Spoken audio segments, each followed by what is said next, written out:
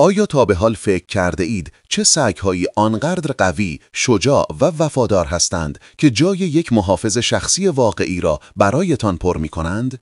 در این ویدیو با 10 نژاد از سگ‌هایی آشنا می‌شویم که حضورشان به تنهایی کافی است تا هیچ غریبه‌ای جرأت نزدیک شدن به شما را نداشته باشد. شماره 1، سگ کن کورسو. این نژاد ایتالیایی یکی از قوی‌ترین سگ‌های محافظ در دنیاست. عضلات قدرتمند، سرعت بالا و غریزه دفاعی قوی باعث شده که بسیاری از خانواده‌ها در اروپا و آمریکا کن کورسو را به عنوان نگهبان خانه انتخاب کنند. شماره 2، روتوایلر. شهرت روتوایلر به خاطر شجاعت و قدرت بیپایانش است. این سگ‌ها از زمان روم باستان برای محافظت از اموال و حتی میدان جنگ استفاده می‌شدند. نگاه تیزبین و قدرت فک آنها می‌تواند هر مهاجمی را پشیمان کند. شماره 3، ژرمن شپرد. یکی از باهوشترین و پرکاربردترین سگ‌های دنیا. ژرمن شپرد نه تنها به عنوان محافظ شخصی بلکه در ارتش و پلیس هم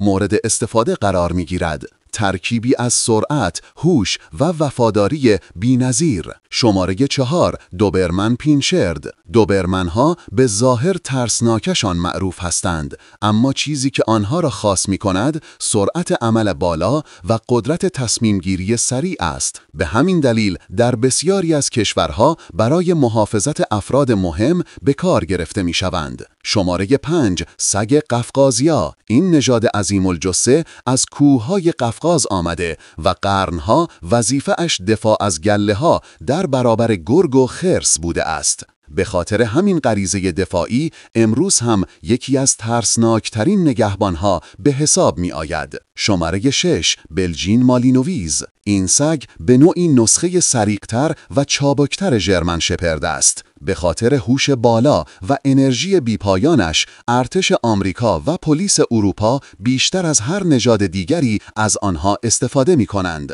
شماره 7، سگ بوئربول. بوئربول این غول آفریقایی برای محافظت از خانه‌ها در برابر حیوانات وحشی پرورش داده شده است. فک قدرتمند و بدن عضلانیش به قدری قوی است که کمتر حیوانی جرأت مقابله با آن را دارد. شماره 8، آکیتای ژاپنی. این سگ نه تنها نگهبانی عالی است بلکه با وفاداری عجیبش شناخته می شود. در ژاپن آکیتا نماد شجاعت و وفاداری است و برای محافظت از خانواده بسیار قابل اعتماد است. شماره 9، سگ ماستیو تبتی. یکی از باستانی ترین و کمیاب ترین نژادها. ظاهر شیرمانند و قرش وحشتناکش کافی است تا هر غریبه ای را عقب براند.